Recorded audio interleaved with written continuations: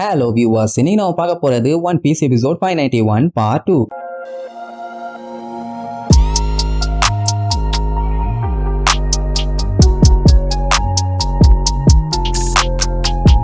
Open பண்ணா போன பாட்டுல அந்த சிண்டுங்கிற பையன் பயங்கர வயலண்டாமானால அவனை பார்த்த மத்தவங்க எல்லாருமே அவன் அந்த மாதிரி எல்லாம் கிடையாது, ஆனா இப்பதான் அந்த மாதிரி எல்லாம் பண்றான்னு அவங்களுமே கஷ்டப்பட்டுக்கிட்டே தான் சொல்லுவாங்க. அண்ட் அதுக்கப்புறம் தான் இன்னொரு பெரிய ட்விஸ்ட் ஒன்னு சொல்லுவாங்க. ஆனா இந்த ஐலாண்டுக்கு வந்தப்போலாம் இவங்க எல்லாருமே நார்மல் குழந்தை சைஸ்ல தான் இருந்திருக்காங்க. ஆனா அதுக்கப்புறம் இவங்களுக்கு உடம்பு சரியில்லைன்னு சொல்லி நிறைய மருந்தெல்லாம் கொடுத்துருக்காங்க. நாளாக நாளாக நல்லா சைஸ் பெருசா மாற ஆரம்பிச்சிட்டாங்க. அவங்க என்ன நினைச்சிட்டாங்க, டிசீஸ் இருந்ததுனால தான் இந்த மாதிரி பெரிய சைஸுக்கு நம்ம மாறிட்டோம், அப்போ நம்மளை சரி பண்ணதான் அவங்க மருந்து கொடுக்குறாங்கன்னு சொல்லிட்டு அவங்க பாட்டுக்கு இருந்துக்கிட்டாங்க. பட் மத்தபடி அவங்களுக்கு எந்த ஒரு டிசீஸ் பஞ்சாயத்துமே இருந்ததா அவங்களுக்கு தெரியல. இது எல்லாத்தையுமே கேட்ட நம்ம பழுக பயங்கரமா ஷாக் ஆவானுங்க. அதுலயும் சாப்பர்லாம் பயங்கர காண்டாவான். ஆட பாவிகளாம், எந்த ஒரு டிசீஸும் இல்லாத நார்மல் ஆளுகளை இந்த மாதிரி ஜெயண்டா மாத்தி வேலையை பார்த்திருக்கானுங்களே பண்ணி பழுகன்னு. அண்ட் அது மட்டும் இல்லாம பெருசா இருக்கிறவங்க எப்பவுமே பெருசா தான் இருப்பாங்க. அப்படின்னா இவங்களோட ஹார்மோன்ஸ் ஆல்டர் பண்ணி அந்த மாஸ்டருங்கிறவன் இவங்க எல்லாத்தையுமே இந்த சைஸுக்கு பெருசா மாத்திட்டான். இதை நினைச்சு பீடி ஆகும் போதே அந்த குழந்தைகள்ல முக்காவாசி பேர் பயங்கர வயலண்டா மாறிடுவாங்க. ஐயோ என்ன பண்ணலாம்னு யோசிச்சுட்டு இருக்கும் போதே இவ்வளவு நேரம் நல்லா பேசிட்டு இருந்த பொண்ணு சஞ்சீவ பிடிச்ச அமுக்கி,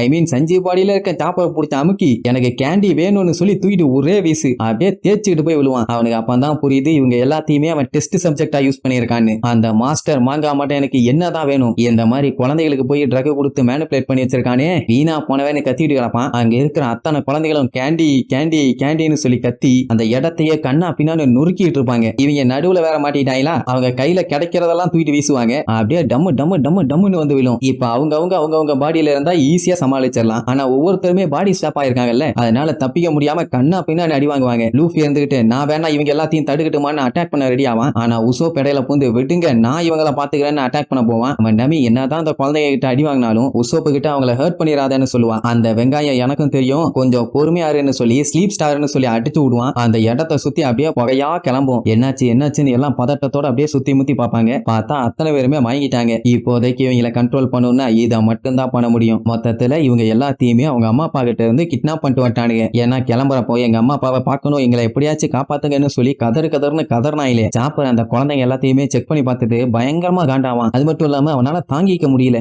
அவங்க அம்மா அப்பாவை பார்க்கணும்னு சொல்லி அவ்வளவு கஷ்டப்படுறாங்க. ஆனா இங்க வச்சு கொடுமைப்படுத்தி இருக்கானே, சோ எப்படியாச்சும் இவங்களை சரி பண்ணி அவங்க அம்மா அப்பா அங்க கிட்டயே கொண்டு போய் விட்டுலான்னு முடிவு பண்ணிட்டாங்க. மெயினா நம்ம லூஃபி. ஆனா பிராங்கி பச்சையா திட்டுவான். ஏன்னா இவங்களுக்கு ஆல்ரெடி அண்டாவா பஞ்சாயத்து இருக்குது, இதுல இதையும் வேற குறுக்கால கொண்டு வந்து வச்சா என்ன ஆகிறது. அப்படி இந்த பஞ்சாயத்து எல்லாத்தையுமே சால்வ் பண்ணணும்னா இவங்க கண்டுபிடிக்க வேண்டிய ஒரே ஒரு ஆளு அந்த மாஸ்டர் மட்டும்தான். இப்போ ஜோரோ சஞ்சய் ப்ரூக் இவங்க மூணு பேருமே அந்த சாம்ராய தேடி போயிருக்காங்க. என்ன பண்ணலாம்னு நம்மளால யோசிச்சு பார்த்துட்டு சரி ஓகே நம்ம வேணா அந்த மாஸ்டர் பாக்குறதுக்கு அவன் லேபுக்கு போலான்னு முடிவு பண்ணிடுவான். சாப்பா நான் இங்கே இருந்து இவங்களை பாத்துக்கிறேன்னு சொல்லுவான். ஆக்சுவலா அந்த மாஸ்டர் பண்ண வேலைக்கு அவனை மலையில ஓட விட்டு பட்டக்ஸ்லயே மேய்ச்சி கீழே தள்ளி விடணும். ஆனா அந்த குழந்தைங்க இப்ப ரொம்ப கஷ்டத்துல இருக்காங்க. அதனால கூட இருந்து நான் தான் பாத்துக்கணும். உடனே நமியும் நானும் எங்கே இருக்கேன் நீர்வான். சரி இப்ப மறுபடியும் அவங்க தூக்கத்துல இருந்து எந்திரிச்சு பயங்கர வயலண்டா பிஹேவ் பண்ணாங்கன்னா பஞ்சாயத்து தானே, அதனால அந்த பிரவுன் பியோட கட்டி போட்ட மாதிரியே இவங்களையும் கட்டி போட்டுருவாங்க. இப்படி அவங்கள பண்றதுக்கு கஷ்டமா தான் இருக்குது. ஆனா இதை விட்டா வேற வழி இல்லையே. அப்படியே விட்டோம்னா வெறி பிடிச்சி ஹெவி வெயிட் ஃபைட்டர்ஸ் மாதிரி தூக்கி போட்டு அடிக்கிறாங்க. அதெல்லாம் தேவையா? அண்ட் அது மட்டும் இல்லாம இப்ப இவங்க எப்ப எந்திரிப்பாங்கன்னு தெரியல. இப்போ நம்ம ஆளுக்கு இருக்கிற மேஜர் பஞ்சாயத்தே இவங்க எல்லாருமே பாடி ஸ்வாப் ஆனது. அதனால 4 பேரும் எப்போ ஒன்னா போய் ட்ரஃபால்கர் லாவை மீட் பண்றாங்களோ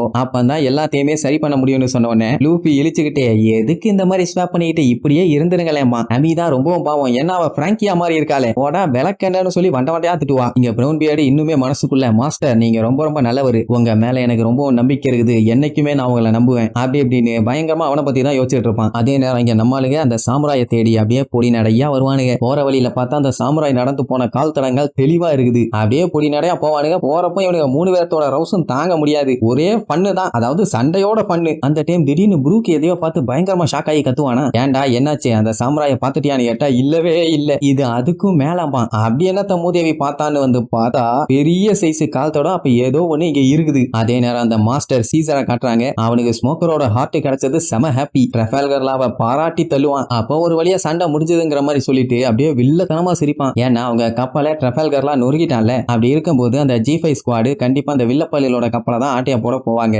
அது அவனுக்குமே நல்லா தெரியும். அதனாலதான் அவங்களை காலி பண்றதுக்காக ஆல்ரெடி ஒரு கூட்டத்தை அங்க அரேஞ்ச் பண்ணி வச்சுட்டான். சரி லூஃபி குரூப் என்ன பண்ண போறீங்கன்னு கேட்டா அவங்கள பத்தி எல்லாம் கவலையே இல்ல, அசால்ட்டா பொழந்து கட்டி அந்த குழந்தைங்க எல்லாத்தையுமே ரிட்டர்ன் கூட்டு வந்துடலாம்பா. அப்படியே நம்ம எதுவுமே பண்ணாட்டியும் கூட அவங்களே தானா வந்துருவாங்க. டோன்ட் வரிமா, ட்ரஃபால்கர்ல அப்படியே குறு குறு குறு குருன்னு இழுக்கு விடுவான். இப்ப இவங்களுக்கு பஞ்சாயத்தா இருக்கிறது லூஃபி மட்டும்தான். சோ அவனை காலி பண்றதுக்காக ஸ்னோ மவுண்டன் கில்லர்ஸ் 2 பேர்த்த அனுப்பி வச்சிருக்கானாமா. அவனுக்கு குறி என்னைக்குமே தப்புனது இல்ல. சும்மா கிளின்னு கீச்சி வீசிடுவானுங்கம்பானா, அது வேற யாரும் இல்ல, அந்த பெரிய சைஸ் கால் தடத்தை பார்த்தா இல்லையா, அந்த கால் தடத்துக்கு சொந்தக்காரனுங்க அண்ணன் தம்பிக்கு 2 பேரு, அப்படியே பெரிய சைஸ்ல 2 பேரு. அவங்களுக்கே நல்லா தெரியும் மொத்தம் 6 பேர் இருக்காங்க, அவங்க எல்லாம் பயங்கர ஸ்ட்ராங்னு. அதெல்லாம் நமக்கு பஞ்சாயத்து இல்ல, ஆல்ரெடி அவங்க ஆளுகள்ல 3 பேர்த்த நம்ம காலி பண்ணிட்டோமா. என்ன ஆச்சுன்னு பார்த்தா சஞ்சி, ஜோரோ, ப்ரூக் 3 பேர்த்தையுமே மட்டப்பட்டானுங்க. சஞ்சி ஓகே, என்ன அவனுக்கு பாடி ஸ்வாப் ஆயிருச்சு. ப்ரூக் விளையாட்டுத்தனம் பண்ணி அடி வாங்குவான், அதெல்லாம் ஓகே. ஜோரோ எப்படி கவுந்தான் தான் தெரியல. அப்படின்னா அவனுக்கு கண்டிப்பா ஸ்ட்ராங்கான ஆளுகளா தான் இருக்கணும். அப்படியே இங்க நம்ம ஆளுல காட்டுறாங்க, மயங்கி போய் அப்படியே பேனு கிடக்கிறதோட இந்த